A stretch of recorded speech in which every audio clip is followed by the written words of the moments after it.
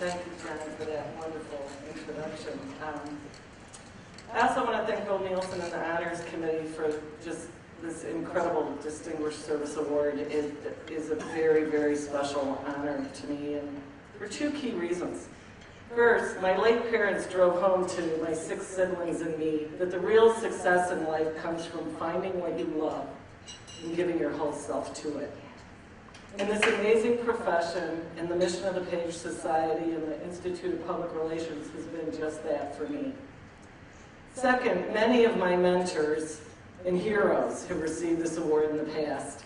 And it's striking to me that every one of the people who are past winners of this award has helped and shaped me in so many ways. And I owe them all a great deal, but there are a few in particular I have to call out. And they're my very dear friends, Ian Barkaloo, Tom Martin, Don Wright, Bruce Harrison, Ron Culp, and my incredible Gagan colleague, Peter Deversini. You each were honored with this award because you've improved the overall value and effectiveness of our profession. But I'm forever in your debt because you've helped me improve as well. So I owe many, many thanks to you all. And in addition to my thanks to Peter, I have to thank my other colleagues at Gagan. As John has said, they've stepped up in many ways as well and shored me up in every way imaginable. It's impossible to believe that I'd be here tonight without them. Peter and Judith Muehlberg are here tonight, as is Sherry Scott, who's the newly elected chair of Page Up.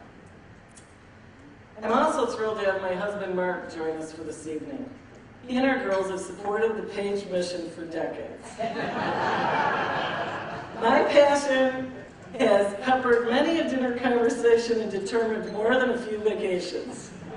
So here's the best piece of advice my mother ever gave me, and I'm giving it to all of you as a gift as my friends. Pass this on to your children. She once told me you'll meet many people you'll love in your life. Marry the one that brings out what you love best about yourself. And Mark, I got the better end of that deal. Thank you very much.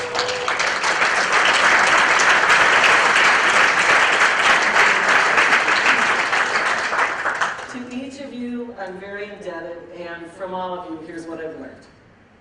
To start, I'm incredibly grateful for this amazing field that we're in. How lucky are we?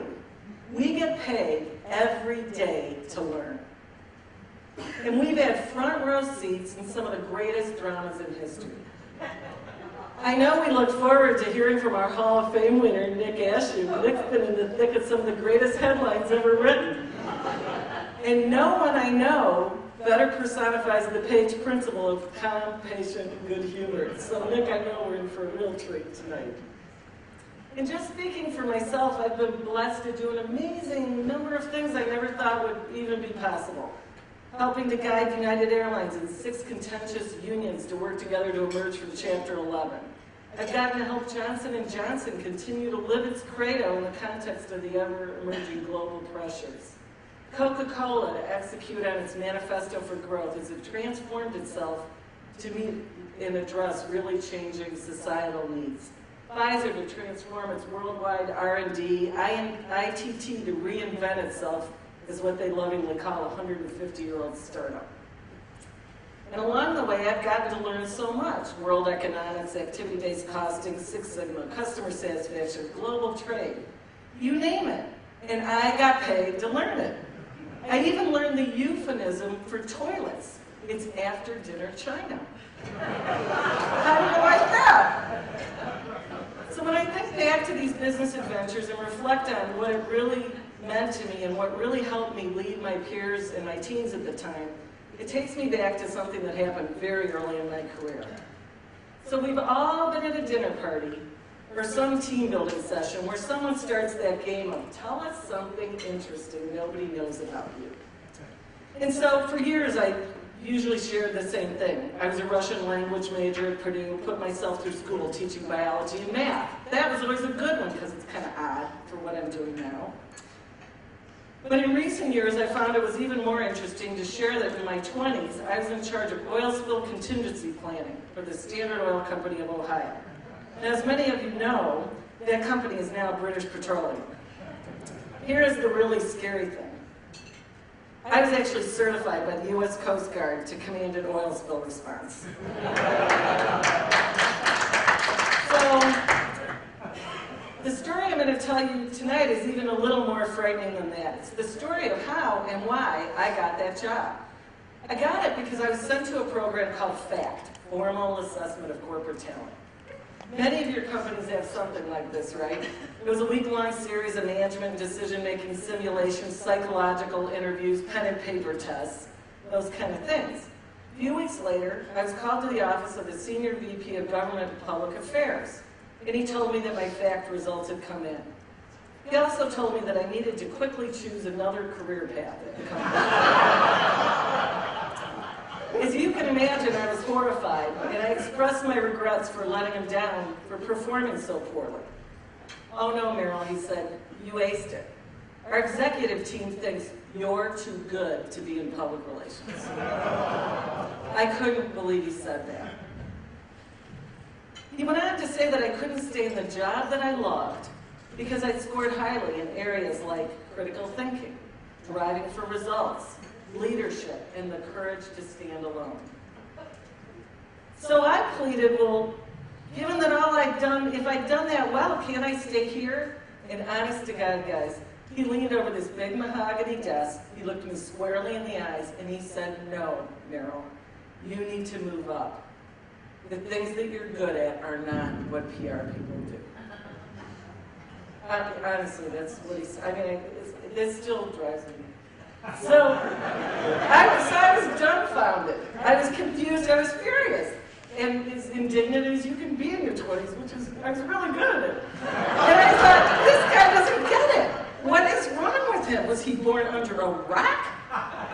But, you know, I moved on, and I have to say I was really blessed with these incredible opportunities in marine transportation, finance, human resources, before I worked my way back to my beloved profession.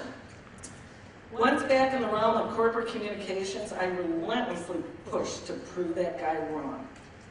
So decades later, after many corporate jobs and 15 years of consulting, I've come to the humble realization that there was more than just a nugget of truth in what he said.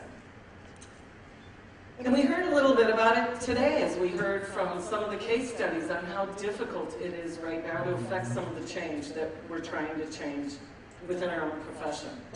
So now it's really clear to me what we have to master next. And I know that many of you are on the path and many of you are there already. So I want to talk about mastery for a second. Studies have shown that it takes 10,000 hours to master something. So depending on the assumptions you use for the math, that equates to roughly 5 years, if you really look at the number of hours we have in our working opportunity. So 5 years to master something. Well, our experience pretty much jives with this research, because if you think about it, many job descriptions require a minimum of 5 years in something, because it's generally considered to be the turning point for proficiency. So what happens over the course of 5 years? I look back at the time span from when I started my career to when I hit the 5-year mark. During that span, back then the profession and expectations stayed pretty much the same. And after 5 years of experience, I was better. Better at some or all of things like media relations, speech writing, government affairs, all the things that I was learning. What about now? Can anyone even remember what we were doing in 2008 anymore? And can we fully imagine, much less know, all of what we'll be doing in 2018? So those of us dedicated to developing our next generation of leaders think a lot about what can we begin to master today that will improve our proficiency in the future. I argue that now more than ever, we and our successors need to master ourselves. Tomorrow, we'll talk more about corporate character. Tonight, I'm talking about our character. To be more effective, we need to be more powerful and think in more powerful ways. And two of the greatest levers of our power are clarity and courage. So what do I mean by that? Well, for starters, we need to master the story we tell others. And we all know that in this regard, framing is everything. And framing creates clarity. Every CEO I work with, at some point or another, admits to being overwhelmed. And we all know why that is. Shifting regulations, unstable economics, black swan market entries, changing demographics and expectations, and ever-demanding stakeholders have humbled even the most confident of titans.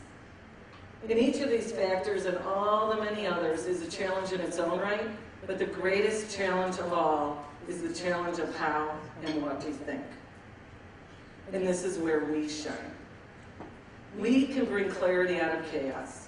No matter the reality of the situation, clarity gives us peace. I believe that no matter the channel, the technology, or the vast amounts of data, those who frame the matter matter the most.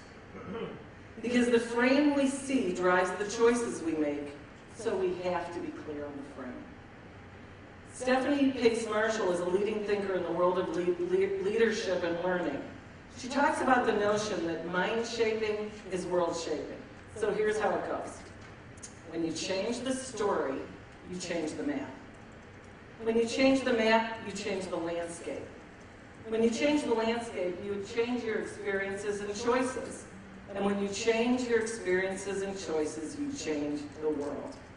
Mind shaping is world shaping. That's why it matters.